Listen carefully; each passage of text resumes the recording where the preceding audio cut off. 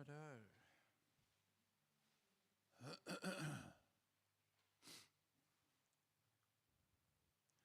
There are actually, Priya,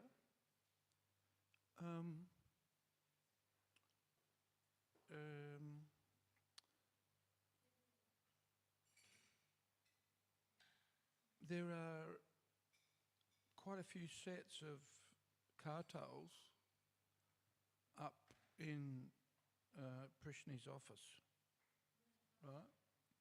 Really good ones. So if you could get, say, 4 sets, make sure they're good. You know what I mean by good? They have to, the ring has to be match. These are not too bad. And then give them to Madan Mohini and she can string them up. And then we'll put them in the temple room and throw out some of these old dogs. You know, the kartals that are left in the temple room are the ones that the devotees don't want to take. They take them on home programs and then they keep them if they're good. So we should get some new ones. And, you know, she's got dozens there, dozens in a box. And if they've gone to the shop, get them from the shop. Okay. Jaya Radha Madhava Kunja Bihari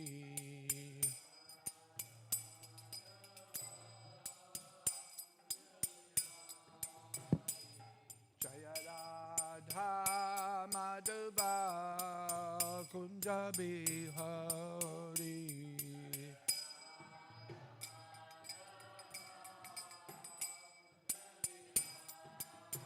Jaya Gopi Jana Vallabha Giri Bharadhari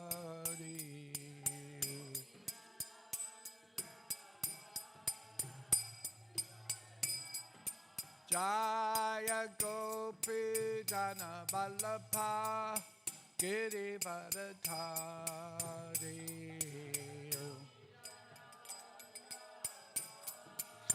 Giri Bharadhari Yasoda Nandana Brajajana Ranjana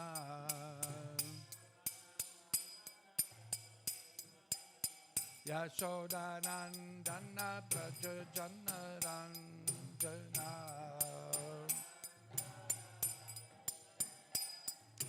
Jamuna Tira Vanachari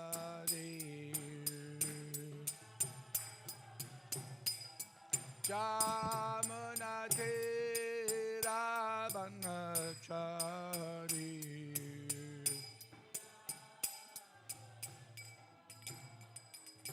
Jaya Radha Madhava Kunja Bihari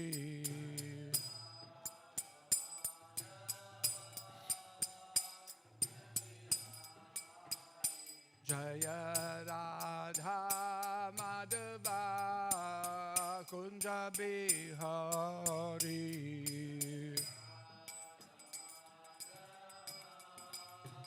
Kunja Bihari Gopi Jana Vallabha Giri Bharadhari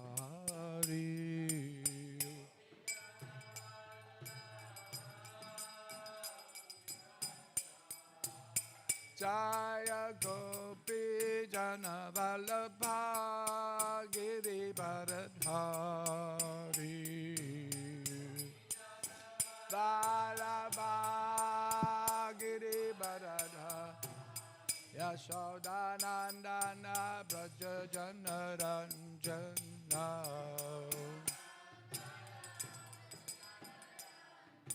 Yashoda Nandana Brajajana Ranjana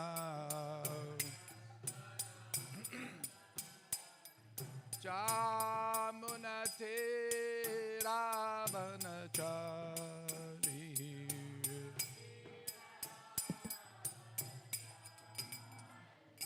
Jaya Radha Madhava Kunja Bihari.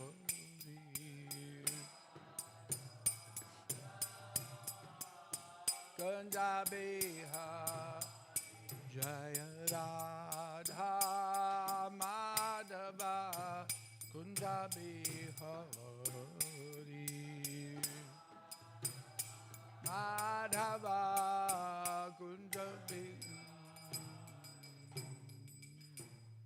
Jayam Vishnupada Paramahamsa Parivrajakacharya Ashto Tadasata Śrīmad His Divine Grace A.C. Bhaktivedanta Swami Maharaj Srila Prabhupada Ki Ananda Koti Vaishnava Vrinda Ki Namacharya Srila Haridas Thakur Ki Prem Sigaho Sri Krishna Chaitanya Prabhu Nityananda Sri Advaita Gadadhara Srivasari Gaura Bhakta Vrinda Ki Jai Sri Radha Krishna Gop Gopinath Shyama Kunda Radha Kunda Giri Govardhana Ki Sri Vrindavan Dham Ki Sri Mayapur Navadvip Dham Ki Sri Purushotam Chatra Ki Jai Sri Ganga Mai Ki Jai Sri Jumuna Mai Ki Jai Bhakti Devi Ki Jai Tulsi Devi Maharani Ki Jai Harinam Sankirtana Ki Jai Nitai Gaura Premanandi Sri Sri Gaur Nitai Ki Jai Sri Radha Ballabha Ki Jai Sri Jagannath Baladev Subhadra Devi Ki Jai Melbourne Mahaprabhu Mandira Ki Jai Sri Bhaktisiddhanta Saraswati Thakur Prabhupada Ki Jai. All glories to the assembled devotees. All glories to the assembled devotees. All glories to the assembled devotees. All glories to Sri Guru and Gauranga. All glories to Srila Prabhupada. Namo Meshwaraya Krishna Stabila Shmati Vanijamba Bhuvita Namani Namo Meshwaraya Krishna Stabila Shmati Bhaktivedanta Swami Namani Namaste Saraswati Devi Guruvani Pacharani Nivasesha Sunyavari Paschatjati Satarane. So,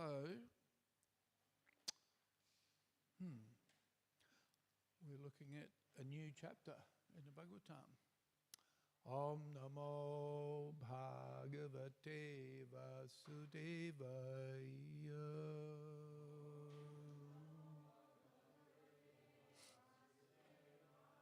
Om Namo Bhagavate Vasudevaya.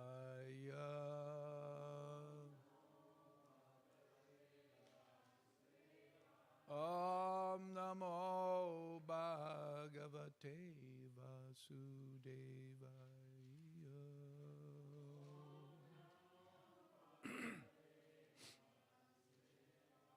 Om Namo Bhagavate Vasudevaya.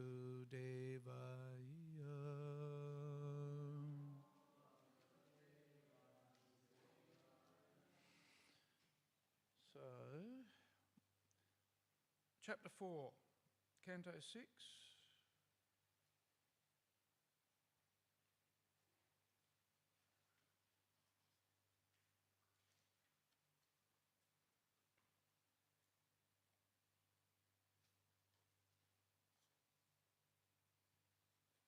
Prescribed duties for mankind.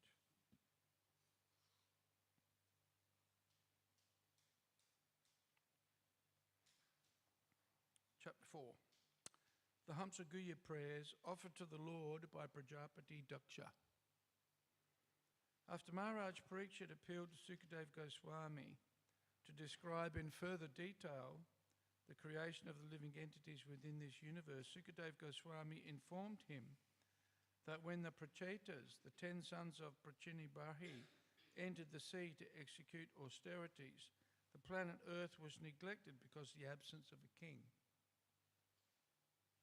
Naturally, many weeds and unnecessary trees grew, and no food grains were produced. Indeed, all the land became like a forest.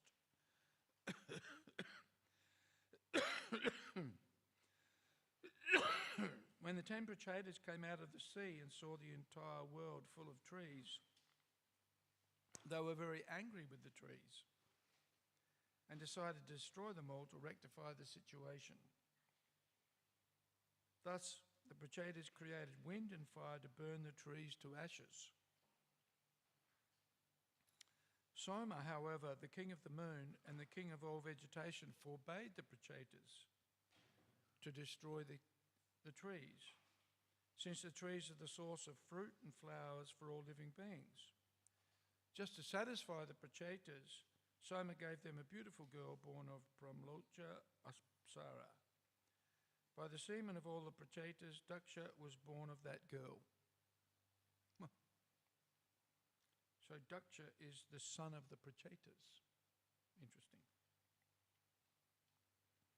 In the beginning, Daksha created all the demigods, demons, and human beings, but when he found the population not increasing properly, he took sannyas and went to Vindhya mountain, where he underwent severe austerities and offered Lord Vishnu a particular prayer known as Hamsaguya, by which Lord Vishnu became very pleased with him.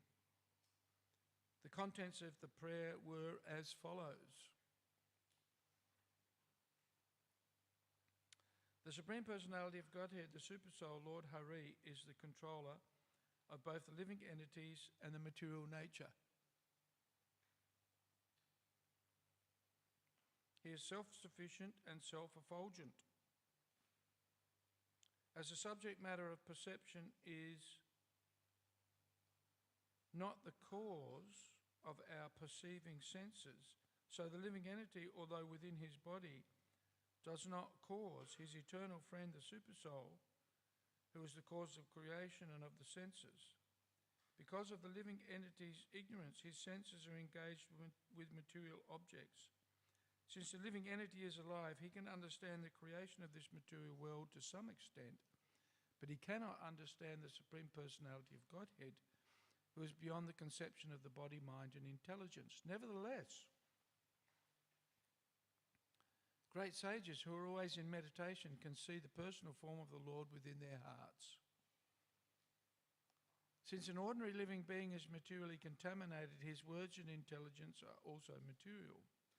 Therefore, he cannot ascertain the Supreme Personality of Godhead by manipulating his material senses.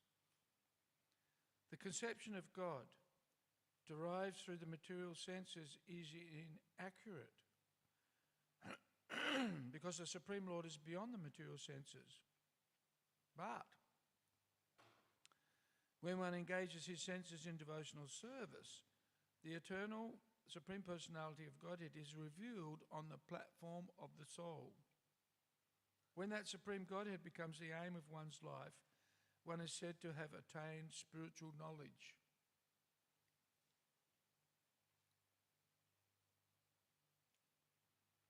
The Supreme Brahman is the cause of all causes because he originally existed before the creation. He is the original cause of everything, both material and spiritual, and his existence is independent.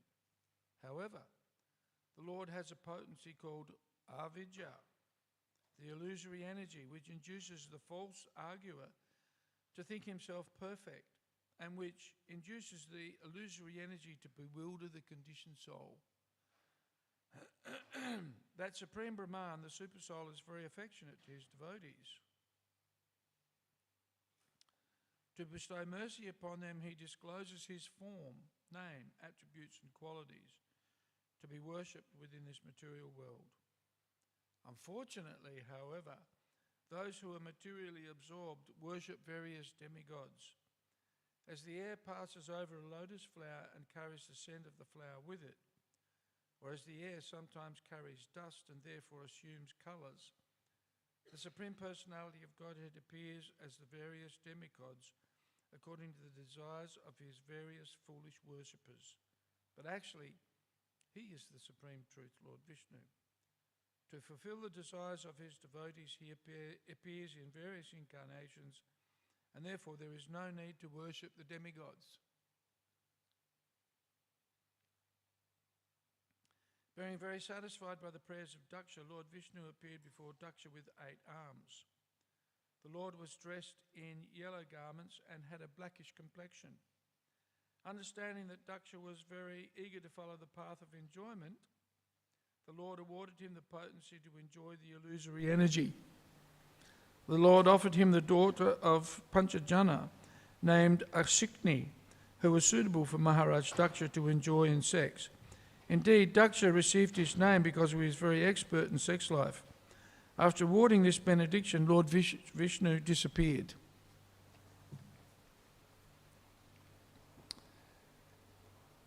Okay. Sri Raja Uvacha.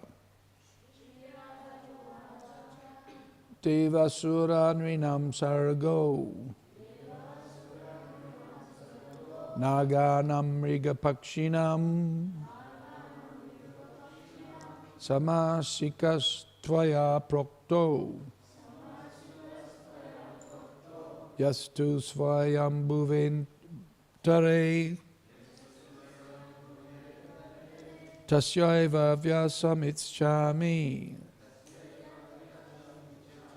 Gyatum te bhagavanyata. Anusargam yaya saktya. Sasaja bhagavan paraha. Sri Rajavacha. Devasura Nrinam Sargo. Naganam Mriga Pakshinam. Samasikastvaya Prokto. Yastu Svayam Bhuventare.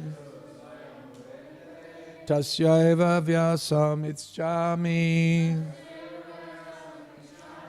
Gyatum te bhagavanyata. Anusargam yaya saktya.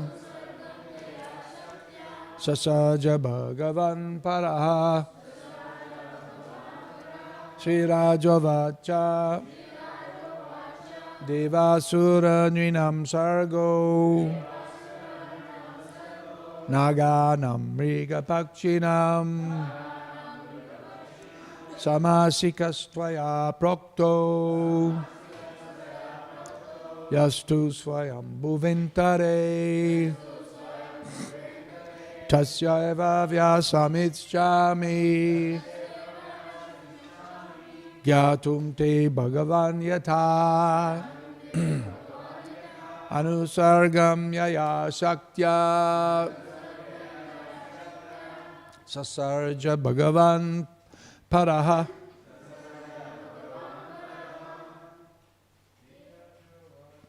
Sri Rajavacha. Devasura Nrinam Sargo. Naganam Mrigapakshinam. Samasikastvaya Prokto. Yastu Svayam Bhuventare.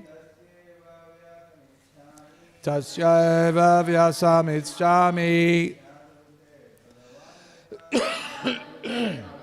Yata Anusargam yaya saktya. Sasarja bhagavan paraha. Sriya Javacha.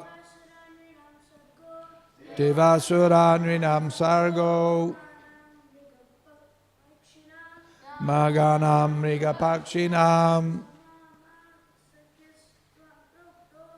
Samasikastvaya Prokto. Yastu Svayam Bhuventare. Tasyaiva Vyasamitschami. Gyatum te bhagavanyata. Anusargam yaya saktya. Sasarja bhagavan paraha. Sri Rajavacha. Devasura Nrinam Sargo. Naganam Mrigapakshinam. Samasikastvaya Prokto. Yastu Svayam Bhuventare. Tasyaiva Vyasamitschami. Gyatum te bhagavanyata. Anasagaram yaya saktya. Sasarja bhagavan para. Ladies, You should actually let the senior men chant first, and then the Gurukulis, okay? That's the proper etiquette. Not that you just push in first, but you should wait till the seniors have gone first. Understand that? Yes, it's the proper etiquette. Okay, and same with the girls as well. Ladies. Shirajo vacha Devasura Nrinam Sargo Naganam Mrigapakshinam Samasikastvaya Prokto Yastu Svayam Bhuventare Tasyaiva Vyasamicchami Gyatum te Bhagavanyata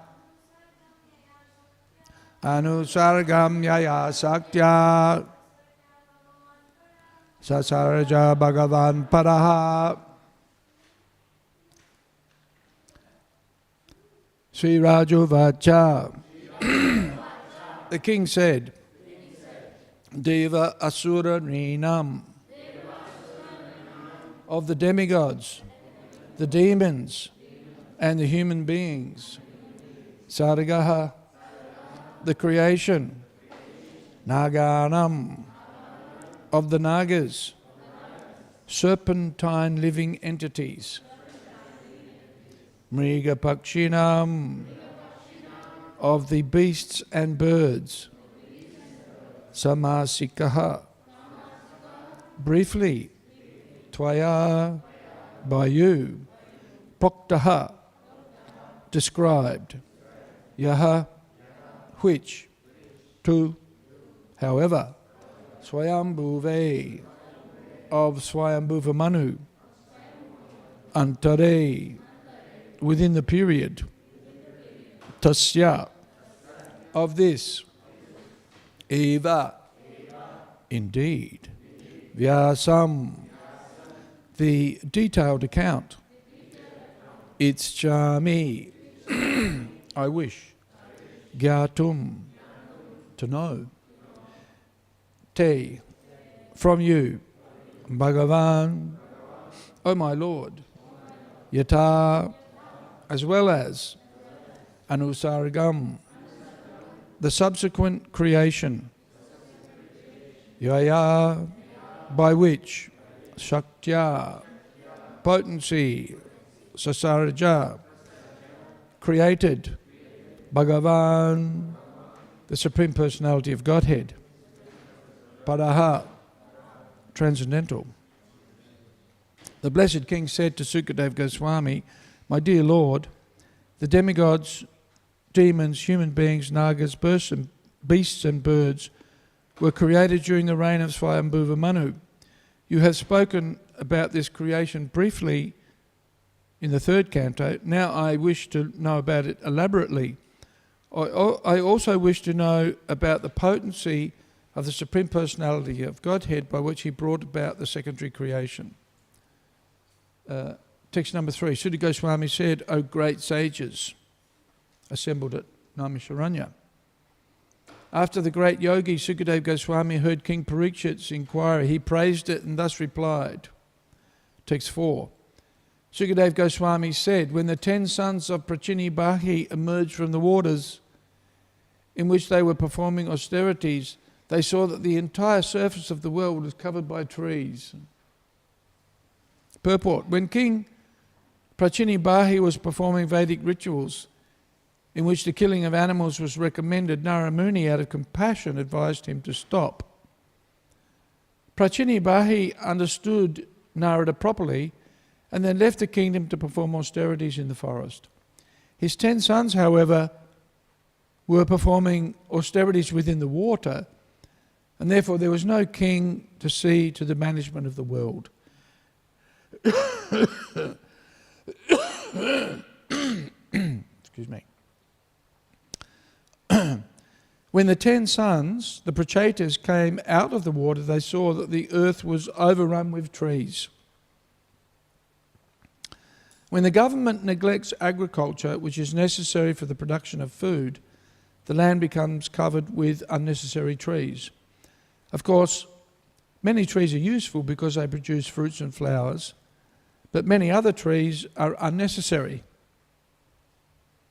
They could be used as fuel and the land cleared and used for agriculture. When the government is negligent, less grain is produced. As stated in Bhagavad Gita chapter 18, text 44, Krishi go raksha vanijyam vaishya karmas vabhavajam. The proper engagement for Vaishyas, according to their nature, are to farm and to protect cows.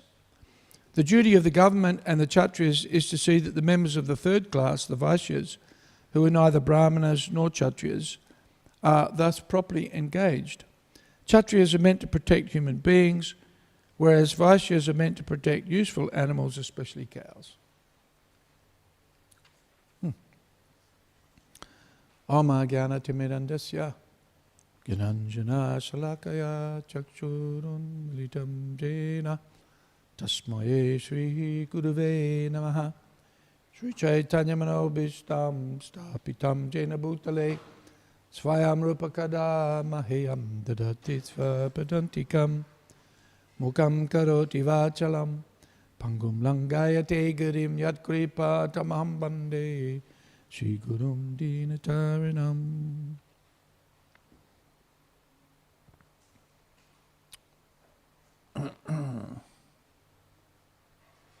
So, the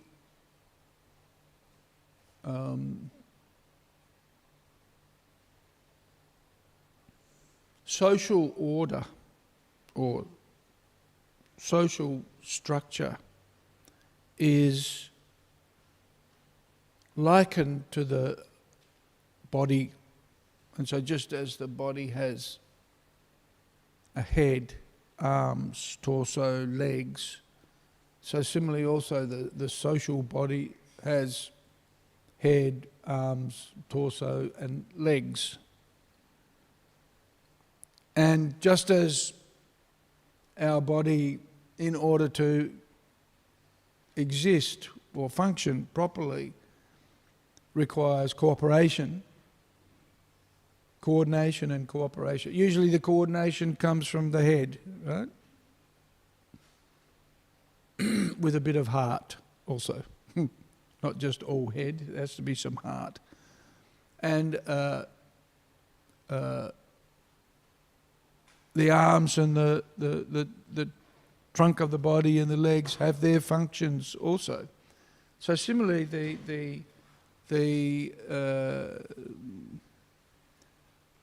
Brahmanas, Kshatriyas, Vaishyas and Sudras correspond to the head, arms, torso and legs of the social body, and so there needs to be cooperation. There needs to be an understanding of their existence and of their relationship. Right? You know, unfortunately, we're living in a society where there's no even basic understanding of some of these principles. But this is this is a very simple concept with great consequences, really, with very, very deep consequences. The Varna Ashram principle, which divides up the social order and the ashrama, one's occupational duties and one's social duties are delineated very simply in a Varna Ashram system. Varna meaning occupation and Ashram meaning one's station in life. And there's an understanding in a Vedic culture. Tahinos minyate yata dehe komaram yovanam jura. Very, very simple concepts actually. But who knows them in this day and age, right? Bhagavad Gita gives us very simple concepts right from the beginning. And this is common knowledge, meant to be common knowledge. Everybody's supposed to know this. Yet we're living in a culture, in a society where nobody knows it.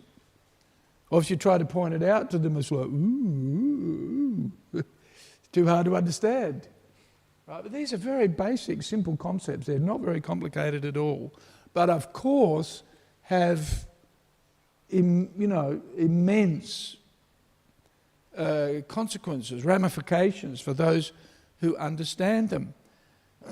Because the understanding is, life has a purpose, and it's not just a material purpose, because it's not just a material creation. That it's a combination. There's the chit, the chit shakti, and the achit shakti, right? That makes up, there's the conscious and the unconscious. Simply put. Actually, many of these concepts, they're not very difficult to comprehend. But as I said, ramifications enormous, because they change the culture. They change the focus of action and the purpose of action. And the focus of effort and the purpose of effort. Whereas, if you're living in a society like the one that we're embedded in, then the focus is generally on material pursuits. And there's a forgetfulness, a deep forgetfulness of one's identity, one's proper understanding of self, right? The self is, what is it? Ahamameti, right? I and mine. Right? Aham, I, and mum, me. Ahamameti, I and mine. Based on a material conception of life. And the reason for the Varna-Ashram system is to have a Brahminical culture. And of course the Brahminical culture is one where the focus is on spiritual education along with material education. Not that we do away, it's a false understanding that we give up material education. We don't. But we add the active ingredient, just like, the body is just dull, dead matter without the presence of the soul. Right? If there's no soul, what have you got? Nothing. It's dead. Right. So the Varnashrama system ensures that there's a Brahminical culture, ideally, if it's Daivi Varnashram, and that Brahminical culture is meant to teach, and it's the most valuable thing, right? The most valuable thing is having a proper understanding of spiritual identity. Right? And this is the whole culture. The whole culture stems from this cultivation of a spiritual understanding called Amnaya Tattva, or what we call the Parampara. Essential learning, essential information.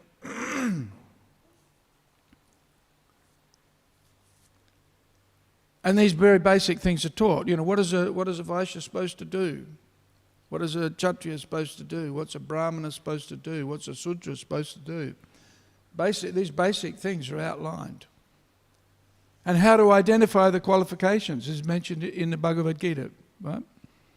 Here Prabhupada quotes, Krishi Gorakshavanijam Vaishya Karmas Vabhavajam. And there's also the qualities of a Brahmana. Actually, the most definition is given to the Brahmanas in the Bhagavad Gita, right? Samodamastapaso cham chantim arjamam evacha Jnanam Vijnanam Astikyam Brahma Kama Svabhavajam. The qualifications for the Brahmanas. And the qualifications of the Kshatriyas.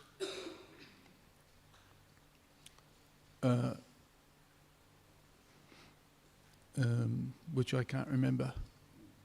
I've never actually bothered to learn. I got as far as the Brahminical qualities and thought that was enough. But anyway, simple, but also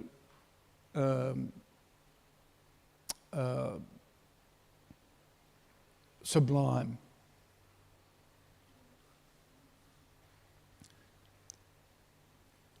So this transference or this distribution of knowledge is an essential element in this culture. And that distribution of knowledge is through the parampara. Right? Through the parampara. This is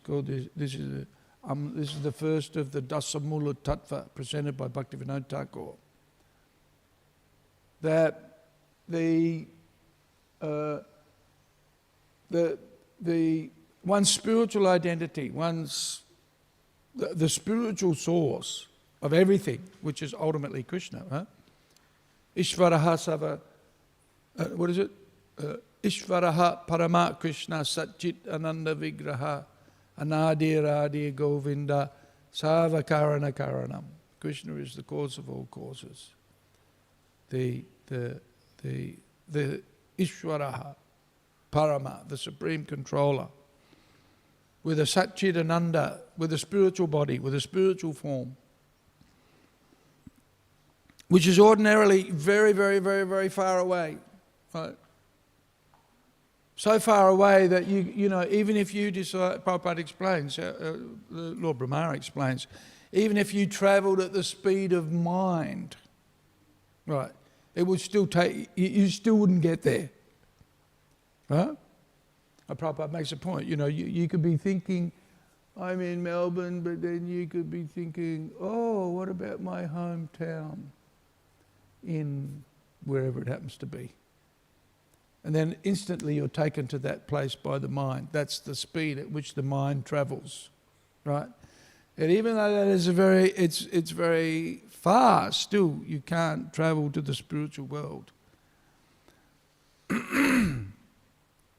So this is the spiritual world is so far away. Krishna is so far away. Yet the parampara system is such that it brings that which is very far away and unreachable by material means, right? Because the spiritual realm and our spiritual identity is not of the material world, it can't be approached by material efforts. This is the point. It's beyond material. Yet, the parampara system teaches us how we can bring that which is very, very far away right up close. So that we're able to, just like if I take my glasses off now, then all of you go very fuzzy. It's hard for me to work out.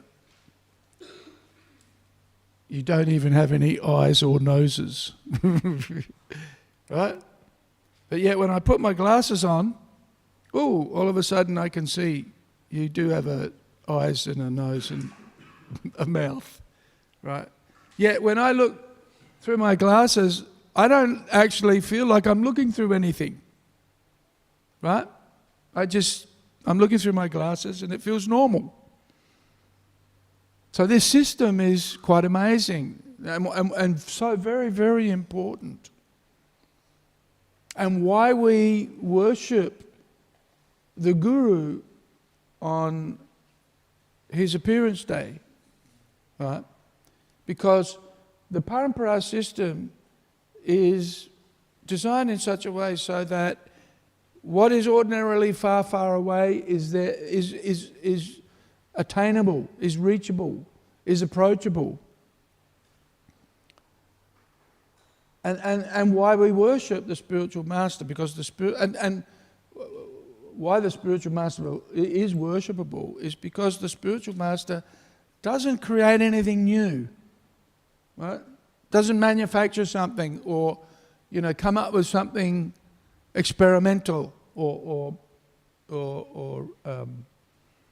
novel. But rather, it's an old system. It's time-honored system.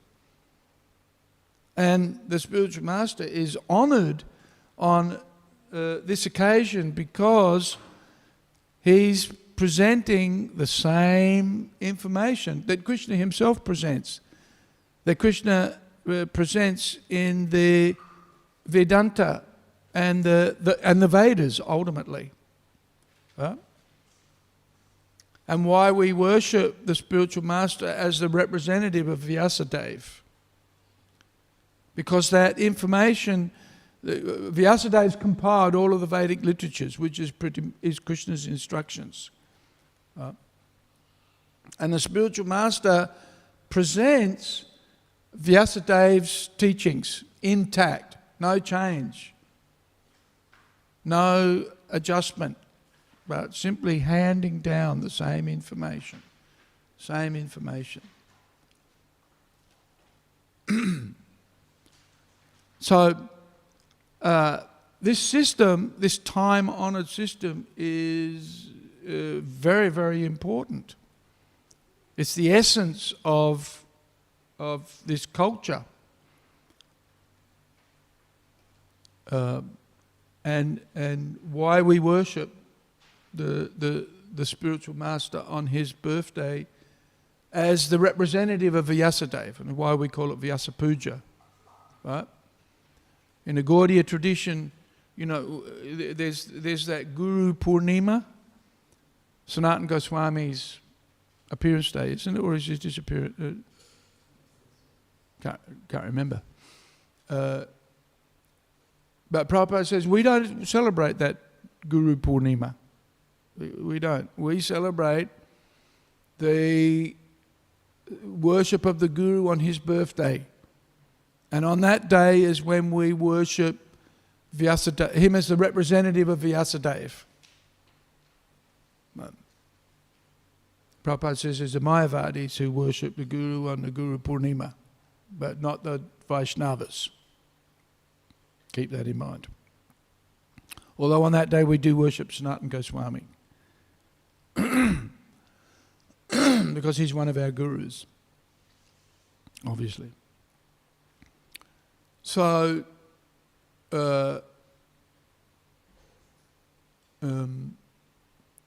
today is the Vyasa Puja day of Bhaktisiddhanta Saraswati Thakur, who obviously had a big impact on our lives, although not directly. Interestingly, not directly. Bhaktisiddhanta Saraswati Thakur impacted our lives in that he was accepted as the spiritual master of our Founder-Acharya, His Divine Grace A.C. Bhaktivedanta Swami Prabhupada. And, when Srila Prabhupada was, 23, was it? 23? And when he was a young man, and he first met Bhaktisiddhanta Saraswati Thakur, he was instructed to preach in English, in the English-speaking world. This was, and keep in mind also that Bhaktisiddhanta Saraswati Thakur didn't give this instruction to only one person. This was a common instruction that he gave many people. But fortunately, at least one of his disciples took it seriously, right? And of course, Bhaktisiddhanta Saraswati Thakur, comes at a critical time, at a critical period of Vaishnav history, at a critical junction, because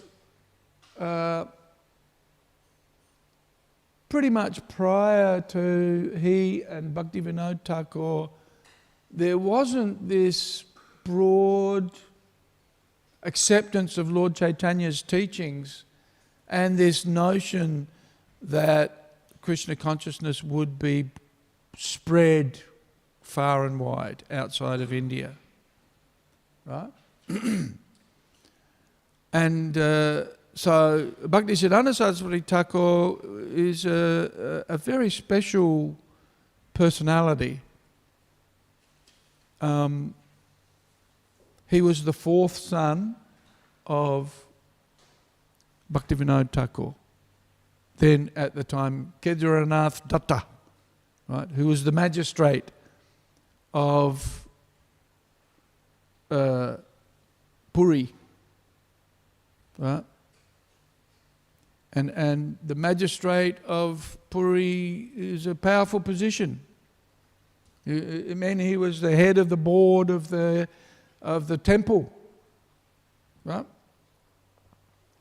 He was kind of like the temple president, I suppose. He's a big position. Well, maybe bigger than a temple president, you know. And when Bhaktisiddhanta Saraswati Thakur was born, 6 months later there was a Rath Yatra. Well, sometime after there was a Rath Yatra, and the baby was born out because the Rath cart had stopped outside their house, right? And they, because of Bhaktivinoda Thakur's position, his wife was able to bring the baby out and put him at the feet of Lord Jagannath on the Rath, right? And then right at that time, the garland of Jagannath fell off onto Bhaktisiddhanta Saraswati Thakur, right?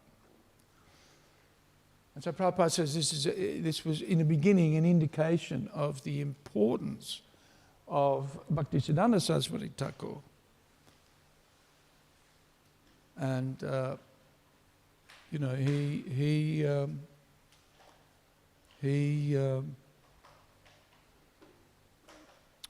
was the ray of Vishnu prayed for by Bhaktivinoda Thakur, the empowered personality, because Bhaktivinoda Thakur had the vision.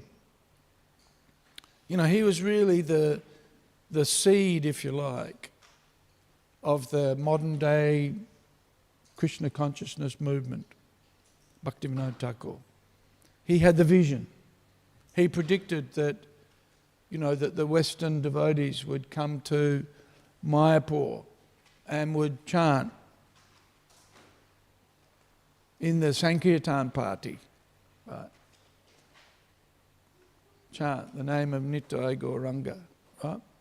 So Bhaktivinoda Thakur had the vision. Bhaktivinoda Thakur had the vision of an institution. He realized that it wasn't going to be one person who would establish a worldwide organization, or not that one person wouldn't establish it, but that it needed to be managed by an institution, not, you know, like an acharya and a mutt. That it would be much, much bigger than that. His vision was of a spiritual organization that would be made up of many people. So, and Bhaktisiddhanta Saraswati Thakur gave that vision some form, right, in the formation of the Chaitanya Math, and you know, he established 64 temples in India. You know, he showed what was possible within an organized, within a spiritual organization. But of course, Bhaktisiddhanta Saraswati Thakur instructed his disciples to form a governing body after his departure, but they didn't have the vision, effectively, right? They didn't have the vision that Bhaktivinoda Thakur had, that he'd passed on to his son, and unfortunately Bhaktisiddhanta Saraswati Thakur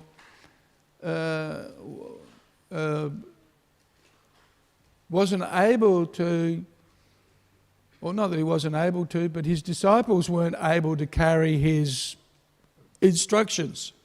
And so after his departure, instead of forming a governing body, they appointed an Acharya, which he forbade them to do. Right? But then there was a squabble, and the rest is history. Right? And so it's very interesting when Srila Prabhupada established ISKCON, he made sure that relatively soon after he had many temples around the world, he established a governing body. Right? Really, which is again following in the footsteps of Bhaktisiddhanta Saraswati Thakur. But Prabhupada saw the mistakes that his godbrothers had made, and he experienced the pain of that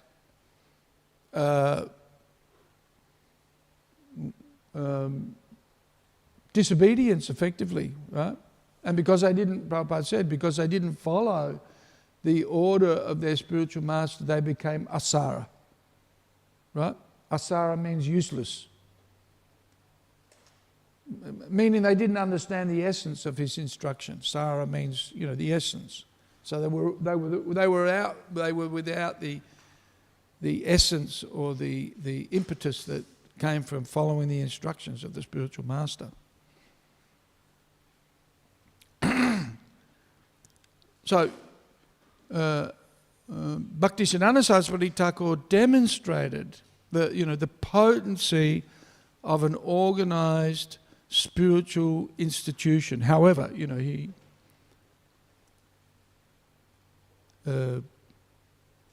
but it was a bit much for those. It was too much actually for his disciples to understand anything but an Acharya as the leader of an organization. It was too. Whereas our Srila Prabhupada, understood and was able to conceptualize, and not only conceptualize, but also put into place the wishes of Bhaktivedanta Thakur, Bhaktisiddhanta Saraswati Thakur, and that's what we have within ISKCON. And it's proven to be a durable institution. We stick to Prabhupada's orders. So,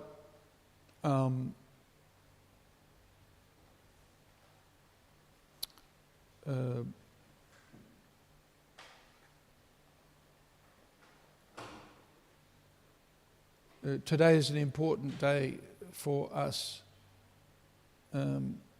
We can meditate on this parampara system, the importance of the parampara system, and the importance of following the order of the spiritual master,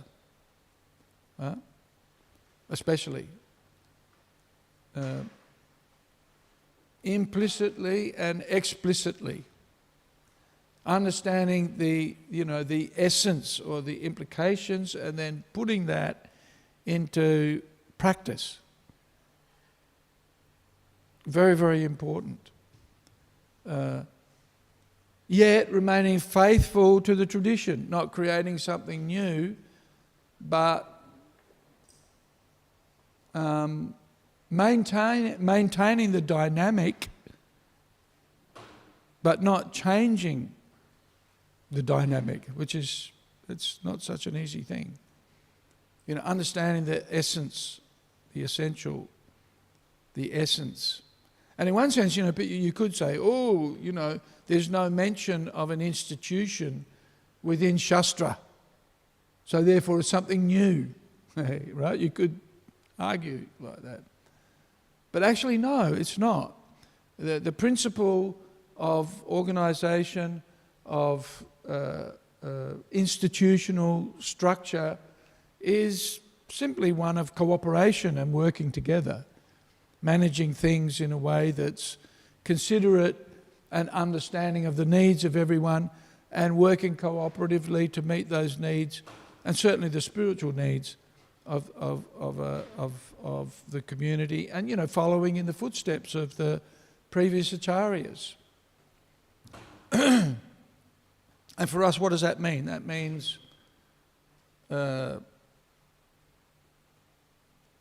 Sankirtan, right? This is what we are. Sankirtan, chanting Hare Krishna, and that means book distribution. Right? This is our spiritual life. Of course, chanting Hare Krishna means also japa, sadhana, right? But basically distributing transcendental knowledge, giving mercy. Samsara dava nala lida loka. Right? Extinguishing the blazing fire of material existence by distributing transcendental knowledge. That's what it is. That's what the Guru does. Right? And how does he do it? If you look at the Guru Ashtakam, very telling. What's the next item after giving mercy to others? What's the next item in the Guru Ashtakam?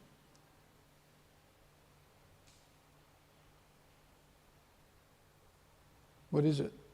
What's the next verse? Do you know the next verse? Haratam? You must. You do. You know. Maha Prabhu Kirtana Nritya Gita. You heard that before? Yeah? Yeah. So you know it.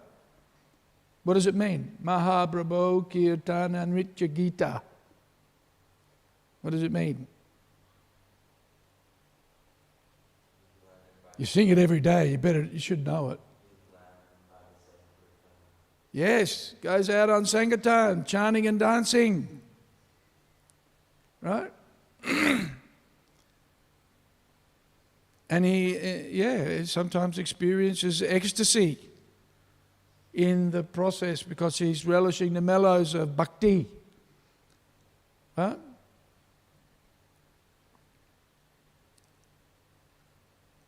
Then what? What comes next? Sankirtan, and then what else? After that, what's the third verse? Sri Vigrahara Dharana Nityanana Sringara Tan Mandira Marjanado. So all the deity worship. And this is what we do. This is what we do. Then what?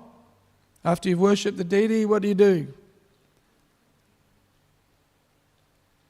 What do you do after you've worshipped the deity? Chatu Vidha Sri Bhagavat Prasada. We take prasadam. We go into the we go into the kitchen and pinch the maha. Right? So this is so critical. We should never underestimate the importance of prasadam and quality prasadam. Prabhupada wrote a famous letter to all of the temples where he said you should have 3 cooks on standby at any time, 24 hours a day, he says. This is the standard envisaged by Prabhupada. And so that if somebody comes, you already have some sabji on the stove, just keep it warm. Then you turn up the heat and then fire up the wok and cook the puris. Right? Can you imagine? If you came to the temple and as soon as you came to the temple and you had darshan, you came outside, then there was fresh sabji and puris for you. How would you feel? Pretty good. You'd feel, whoa, wow, woo-hoo. Going back to that place. Even as it was, the first time I went to the temple, I had lunch and I thought, wow, I'm going to that place again. That's pretty good. So, these are very basic activities. Being merciful, giving transcendental knowledge, helping people relieve their material anxieties. And we do it with Sankirtan. We do it with the worship of the deities. And we do it then, prasadam distribution. This is essential, elementary for us.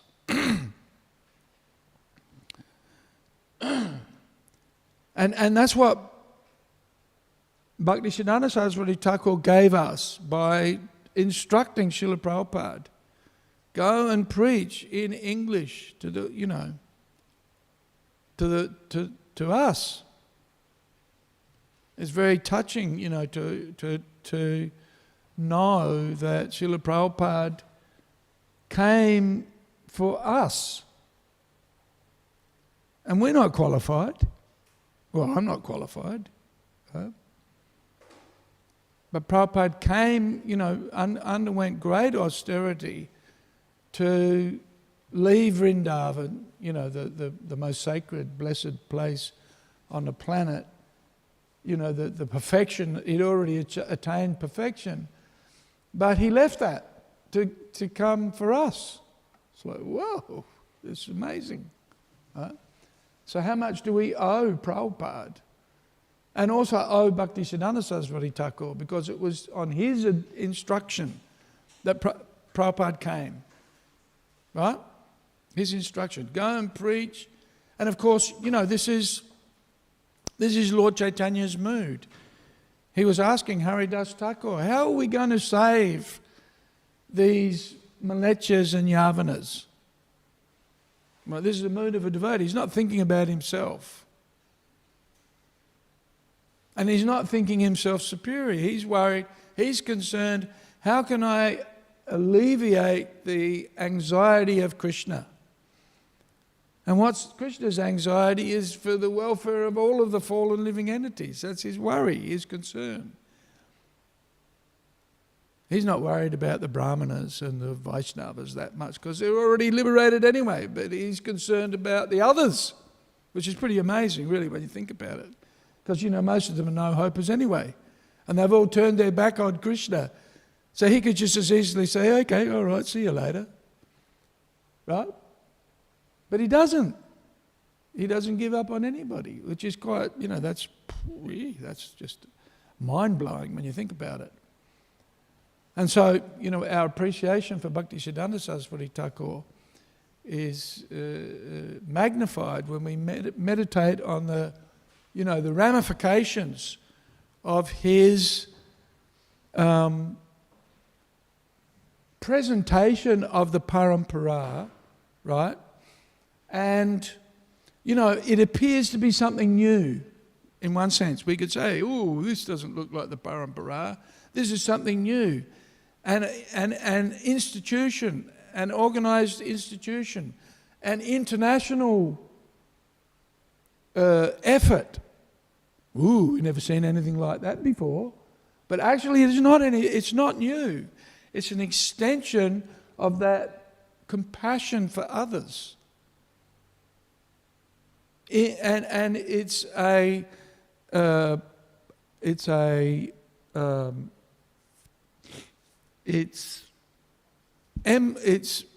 symptomized in cooperation and coordination and collaboration of advanced devotees. Right? This is advancement, actually. That we put aside our own personal ambitions and we sacrifice our personal considerations and desires, if you like, for the benefit of the whole, of the greater cause.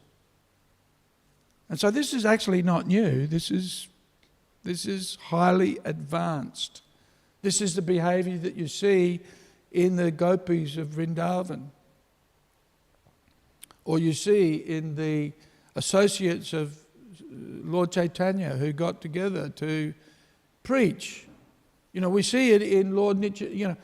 Lord Nityananda was coming to Jagannath Puri every year with the devotees to see Chaitanya Mahaprabhu. It was the highlight of their year, right? To go to Jagannath Puri and to participate in the Sankirtan with Lord Chaitanya and to observe the Rath Yatra, right? Who wouldn't want to go, right? Who didn't go? If they didn't go, they felt themselves unfortunate, right? But Lord Chaitanya took Lord Nityananda aside one year and said, I think you should stay back next year. Out of his concern for the people who are missing out, he said to Lord Nityananda, I think you should stay in Bengal and preach. Don't come to Jagannath Puri next year. So how would Lord Nityananda and the devotees feel? Right? How would you? Lord Chaitanya said, I don't think you should come next year. They went, what? Oh, heart would be broken. Right? But he put his personal, and this is a symptom of the Vaishnavas, Prabhupada, Bhaktisiddhanta Saraswati Thakur. They put aside their personal consideration, their personal well-being or their personal convenience, and put themselves out for the benefit of others who are not even qualified, in one sense. Right? They're qualified because, what is it? Patita pavana hetu tava avatar. Your purpose is to save the fallen, right? Sri Krishna Chaitanya Prabhu Doya Koro More, isn't it? Yeah. So, ISKCON appears to be something new, but actually it's not. It's fully authorized by the Parampara because it's an example of advanced devotees coming together to cooperate, to plan, to scheme, to strategize how to save the conditioned souls from their burning in the material world, basically, right? Samsara davanala lila loka. Right? And why we offer our respects to Bhaktisiddhanta Saraswati Thakur on this day, and to His Divine Grace A.C. Bhaktivedanta Swami Prabhupada, because that's the Parampara system. And why Prabhupada wanted us to, honour Bhaktisiddhanta Saraswati, because he's the guru, pretty much giving us everything. And delivering us from this soul-killing civilization where people don't even, don't know anything. Right? What do they know? S22 Ultra. Right? Or what's the iPhone? 14X. Is it? I don't know. I keep up with Samsung now. I've dropped Apple a long time ago. But, this is our advancement. The latest phone is our advancement. Or the latest, motor car or whatever. Television.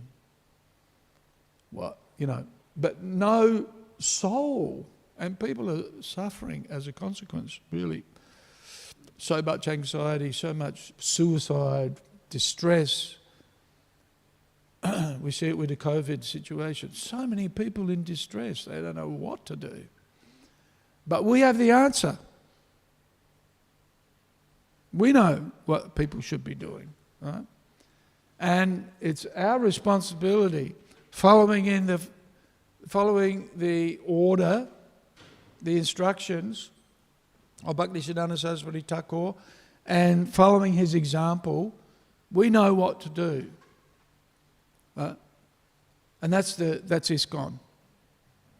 Working together cooperatively, and that's quite advanced. Right? That's very advanced. Sometimes we think if everybody's not doing what I tell them to do, well, how can I be advanced? That's not what a guru does. Right? A guru is the spiritual master. He tells everybody what to do. So if I'm going to be a spiritual master, then everybody should be listening to me.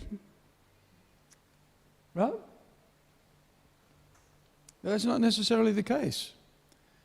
If there's going to be a multiplicity, if there's going to be a sangha of devotees, and this is Prabhupada's mood.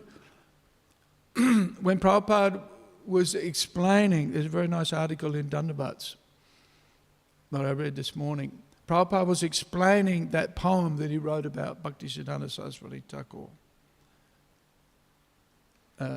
Adore ye all the... I can't remember the poem itself, but famous poem that Prabhupada wrote. And he said to his disciples, he said, and you will be gurus too. Right? And you'll be spiritual masters. So we should understand these instructions are also for us, and that one day we'll also be spiritual masters. Right? Think about that. Right? But that doesn't mean that we'll all be telling each other what to do. No, we'll be instructing others, but we have to show the example of cooperation and coordination and organisation, wherein we have a multiplicity of devotees guiding others and taking on the role of teachers effectively. What is a guru? Is a teacher.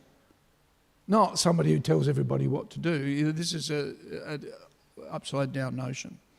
Of course, it was like that when Srila Prabhupada was here. He was, Prabhupada was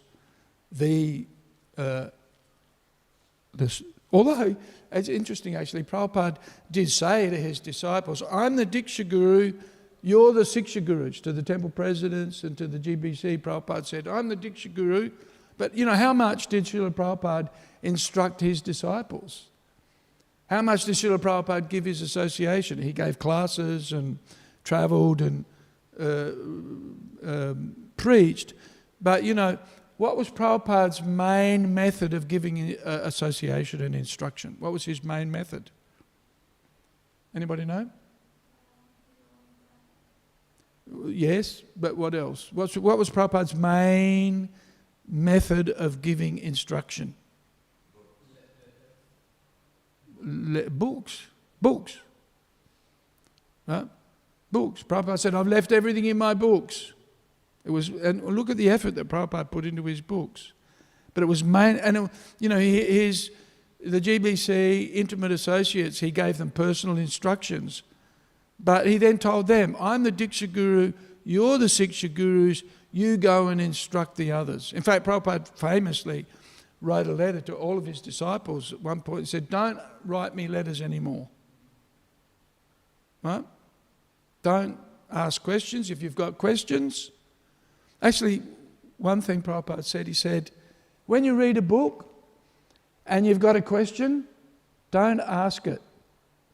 Reread the book. Reread the book. And your questions will be answered. So work it out. You've got intelligence, use it, right? I guess Prabhupada was sick of hearing stupid questions, which you do from time to time, right? So Prabhupada said, if you've got a question, read the book again. But on other occasions he said, you've got questions, don't ask me anymore. The GBC and the temple president, the senior devotees in ISKCON, they're competent enough to answer these questions. We think sometimes that, we've got to get a guru from outside. But actually, within our community, there's dozens of devotees who know our philosophy, and they know it well. Right? It's not like, we don't have spiritually advanced people in our community. We do. And if we didn't, that would mean Prabhupada's failed. Bhaktisiddhanta Saraswati Thakur's failed. But they haven't failed. Right? They have, people might say, there's no pure devotees in ISKCON. But, just ignore that. And we don't hear that anyway. Right? There are actually many devotees qualified to be gurus. We'd have to be. Otherwise it means we're not following Prabhupada. Is that right? Yeah. Why then we need to, meditate very deeply on the instructions of Bhaktisiddhanta Saraswati Thakur, meditate deeply on the instructions of Srila Prabhupada. Because, and Prabhupada makes this point on Bhaktisiddhanta Saraswati Thakur's appearance day. He made this point to his disciples: you will be gurus one day. And it's not difficult. How do you become a guru? What's the main qualification for being a guru? Anybody like to think?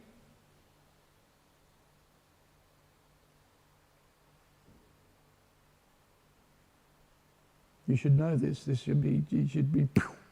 should have an answer straight away. What is it? What's the main qualification for being a guru? Krishna? What's the main qualification for being a guru? Huh? Okay. Yeah, yes. Well, Prabhupada says, first one is servant of Krishna. Right? Jivara Svarupoi Krishnera Nityadas, right? So but that also comes from that, knowing the science of Krishna. Right? And knowing the science of Krishna means you know that you're a servant of Krishna. And Prabhupada says it's not very difficult. Sometimes people make being a guru into a highfalutin thing. Right? Oh, Prabhupada told me in a dream that I should be a guru. What are you talking about? Prabhupada's told all of us to be gurus, not even in dreams. He's told all of us. And who can verify a dream anyway, So we have that responsibility given to us by Bhaktisiddhanta Saraswati Thakur via Srila Prabhupada. Give Krishna consciousness in English to the English-speaking world. That's it. That's a pretty basic instruction. And if you do that, if we do that, and we are doing that, right? Hands up those who are preaching. Krishna Das got his hand up. Good. Who's preaching? Who's not preaching? Raise your hands if you're not preaching. Okay, so we can assume that since nobody's raised their hands that you're all preaching. So that means you're following in the footsteps of the previous acharyas, and that effectively you're being a guru, whether you like it or not. But what a heavy responsibility. And within ISKCON, it means to work together cooperatively. This is one of the first qualifications of being a guru is that you do what the temple president tells you to do. Would you believe? Or the temple authorities, the temple structure, right? The head pujari, the kitchen manager, we work together, in other words. We have systems and we work together. And when we make a rule, we all agree, okay, the temple executive has made a rule, we all follow it. Not that, I'm a guru and I can do what I like. No, that's not what a guru does at all. Especially not within ISKCON. And this is really critical to our advancement and to our ability to improve the lives of others, is that we work together cooperatively within the institution. Now, that appears to be something new, but actually it's not. Right? Cooperation, coordination, organisation, is that new? It's in the spiritual world, isn't it? There are people in charge of the kitchen. Usually. Radharani's in charge of the kitchen, isn't she? Or Mother Yasoda. Somebody's got to be in charge of the kitchen. Right? And if you're not behaving properly in the kitchen, what happens? At home, if you're not behaving properly in the kitchen, what happens? I know what happens. Mum kicks you out. Get out of here. You're just a disturbance. Right? So if you look at it from the family point of view, if you look at ISKCON from a family point of view, we're a big family, but families need organisation.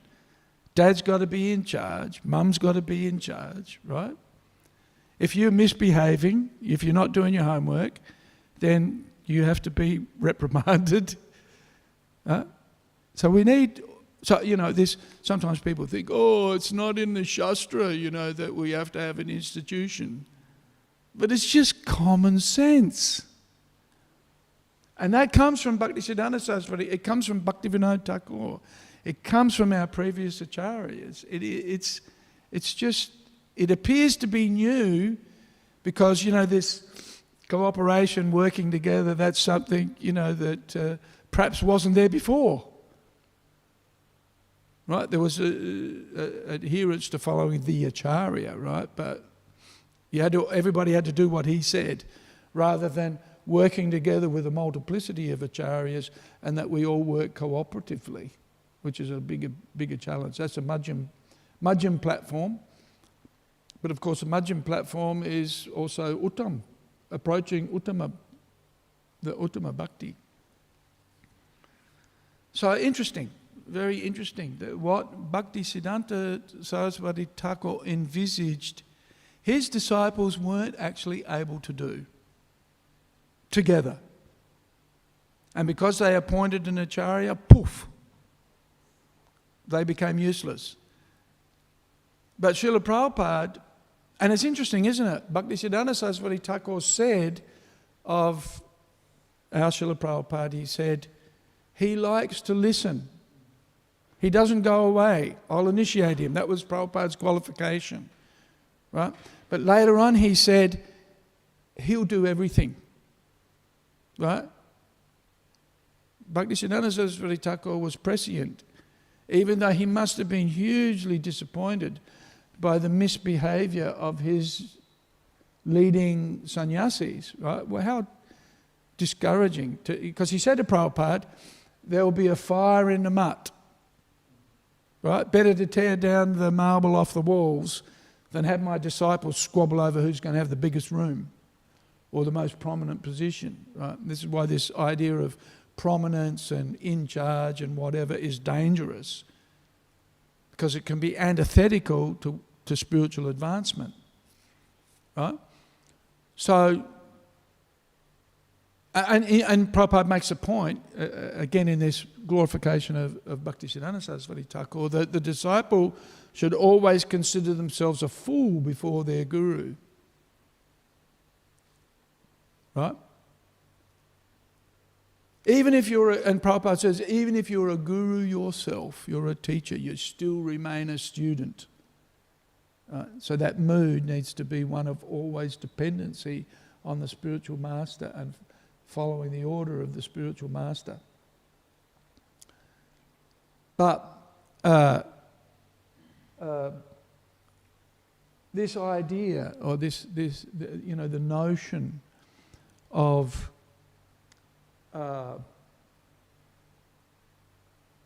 cooperation, coordination, organisation is a symptom of great advancement, actually. Even though it appears that you're subservient to the whole, and so therefore, not the master, but actually one becomes the master when you serve the whole. It's subtle, quite subtle. So we owe in one sense, we owe the ISKCON institution to Bhaktisiddhanta Saraswati Thakur and Bhaktivedanta Thakur, and of course our Srila Prabhupada.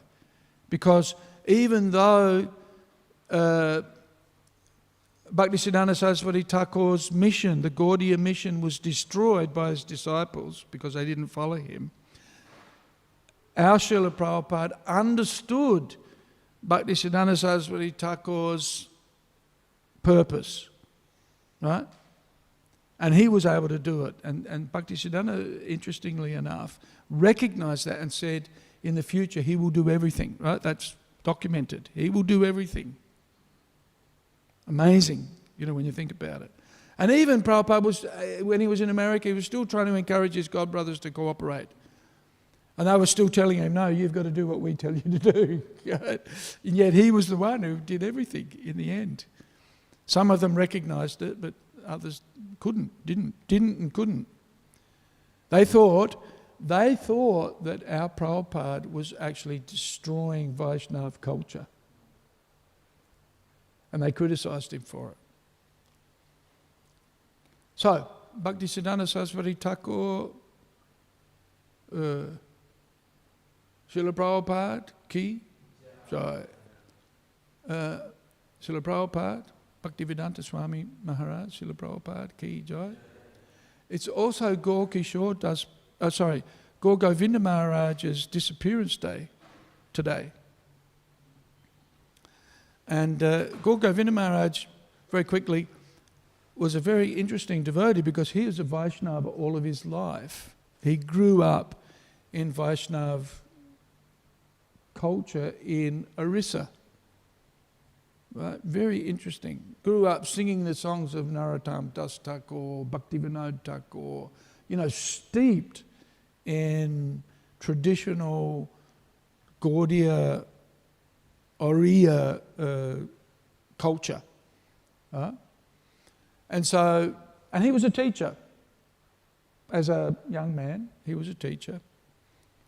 But had obviously, leanings, inclinations towards devotional service. And so he had a desire to preach, to teach and preach, and wanted to be a sannyasi, and had left home, had wound up his household affairs, and went to Vrindavan. It must have been 40, or later years, maybe even over 50. And in Vrindavan met Srila Prabhupada, right? And then realised that he was his guru. He wasn't initiated. He'd taken the name Gaura Gopal, but he wasn't initiated formally, as I understand, as it's narrated by some. And took initiation from Srila Prabhupada, was given first and second, then 6 months later was given sannyas. And then Prabhupada told him, gave him the instruction, you're an educated gentleman, I want you to translate my books into Oriya. Right?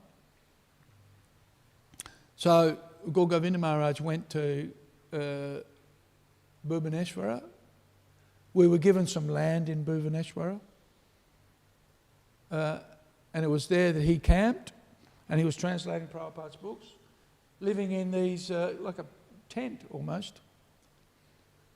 I remember going to Bhuvaneshwara, and the devotee said, here's the ISKCON Temple in Bhuvaneshwara, and it was just some concrete coming out of the ground in the middle of a field, right? And I remember standing there thinking, what the hell are we doing here? Why? It just didn't make sense at all.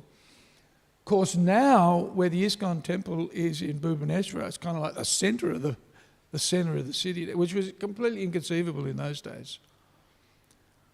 And we travelled, we'd taken, 24 hours by bus to get to that point, maybe longer actually. How far is Bhuvaneshwara from Puri? About an hour, right? Yeah, so we must have driven 30 hours by bus from Mayapur. Why we did it, it was a crazy trip. But anyway, ended up in Bhuvaneshwara. Gaur Govinda Maharaj was there, and I was just scratching my head thinking, what is this? Why? What? Doesn't make sense. Because, Prabhupada said, we should have temples in the busiest part of town. And here was the Bhuvaneshwara temple, definitely not in the busiest part of town. It was out in the middle of a field. But of course, Prabhupada had a vision. It is now one of the most prominent locations in Bhuvaneshwara. Things change, right? So anyway, Gaur Govinda Maharaj travelled and preached extensively. He knew Prabhupada's books inside out. He was a really good preacher, strong preacher, and inspiring preacher. And visited Melbourne on more than one occasion.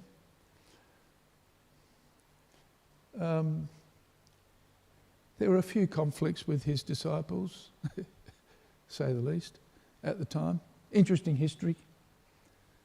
But Govinda Maharaj remained always, he was an inspiring preacher. And it was in Mayapur. I was there, I was in the room next door. I was staying in the room next door. No, not the room next door. No, yes, it was the room next door. He was staying in what we now call the Sydney room, and I was in the Melbourne room. And I remember it was the GBC meetings, and I remember hearing this chanting, devotees chanting, with a kind of an urgency. And I thought, that doesn't sound right. And it was coming from the room next door, and I went out and I looked around, and Maharaj had been preaching to some devotees. And they'd ask him, they were asking about the essence of the Rath Yatra. What was the meaning of Rath Yatra? And Maharaj had been explaining this and talking about the mood of Srimati Radharani, and then he started to feel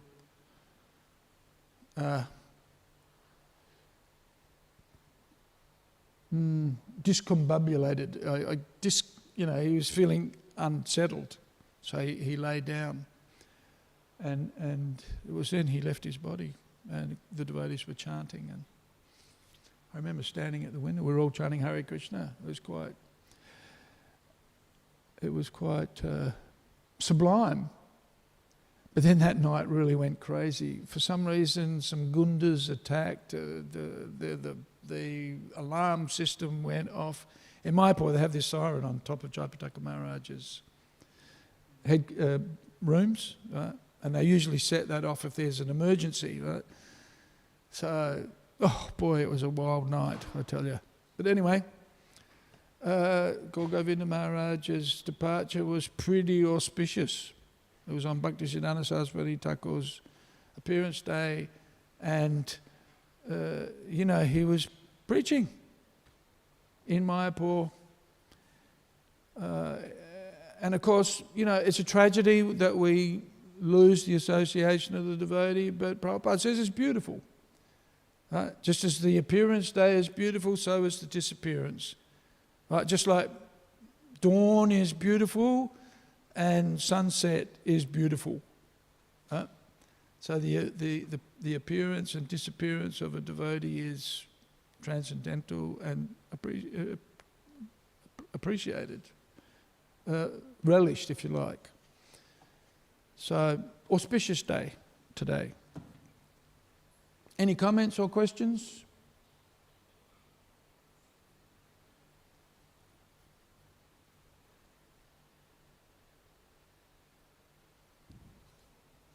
Boys, everything okay?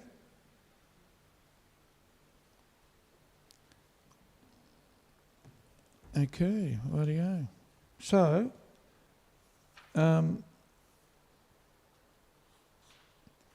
Kshatriyas are meant to protect human beings, Vaishyas are meant to protect useful animals, especially cows. So next verse is text 5.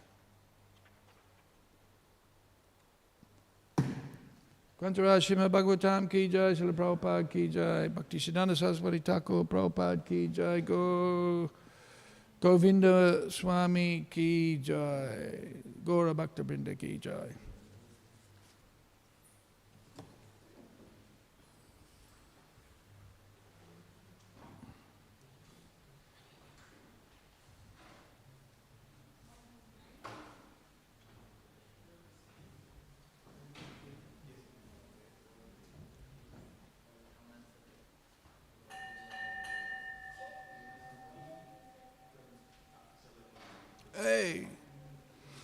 Krishna Das, how's it going?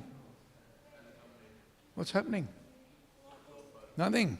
There's no such thing as nothing going on. Huh? There's always something going on in a young boy's mind, even in an old one. Isn't there, Abai?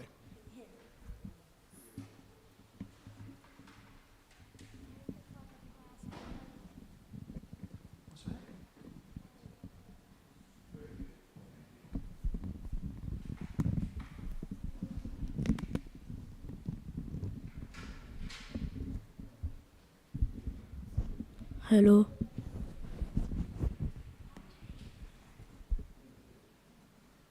What do you think you're doing, Abhay? Goodness.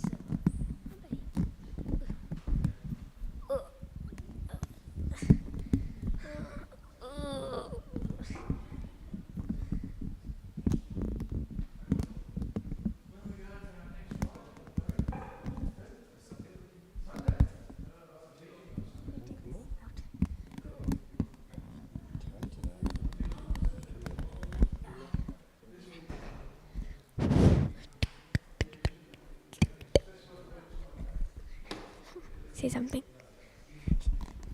Oh, yeah. Say something. Hello.